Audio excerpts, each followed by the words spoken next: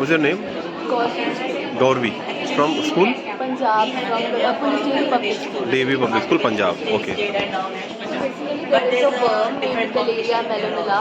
Now, the larvae of this worm, in its saliva, there are two enzymes that can degrade polyethylene. So, our whole investigative study is based on this fact that there are two enzymes that can degrade polyethylene. Now, why do they degrade? These larvae, they feed on wax made by honeybees, and the composition of polyethylene and wax is quite similar.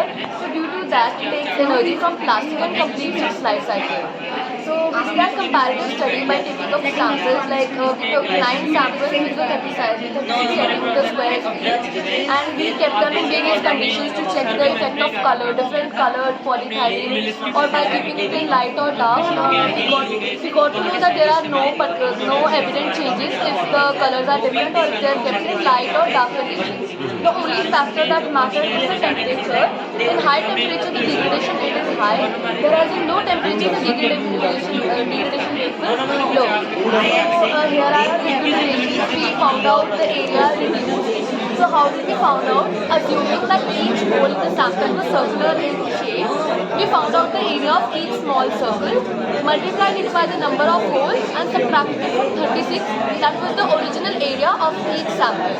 So the main hypothesis is that if we synthesize these worms at a commercial level or the government takes initiative, so it would be very beneficial to the environment because the natural degradation rate is like quite low, and if this small step can add into the degradation rate, I think it will cause big changes and help the environment to be better. Yeah, very nice. And from where did you get these worms, wax worms? Yes, actually they are found in the honeybees. So Yeah. in Punjab, there is Punjab Agriculture Okay. University. Okay. From the apiculture center, we collected honeycombs. Okay. And from there, we collected about 150 to 200 worms. Okay. And you fed them with plastics? Yes. Right. Okay. Any kind of plastic? No, only polyethylene. We Polyethylene. tried with PVD as well. Yeah, okay. But no holes or craters were observed because Okay. the chemical composition was quite different from that of wax. Okay.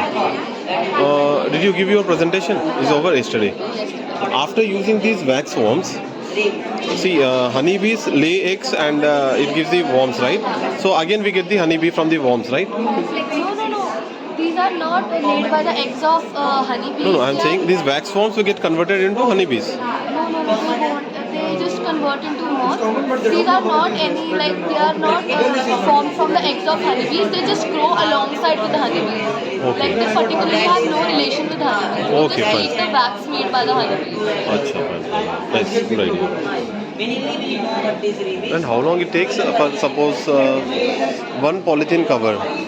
How long it takes? Like it basically starts its work like if we keep it today, so like if we check it tomorrow, then we will observe some holes. So basically in 1 to 2 days it starts. Okay. Then how it is a very complex. Transmission is complex, but understanding, knowing communication is very complex. I'm not able to give that question that day as well, but understanding of that question was that is the rabies common disease by understanding? Meaning the question was very simple, but they have asked the wrong way.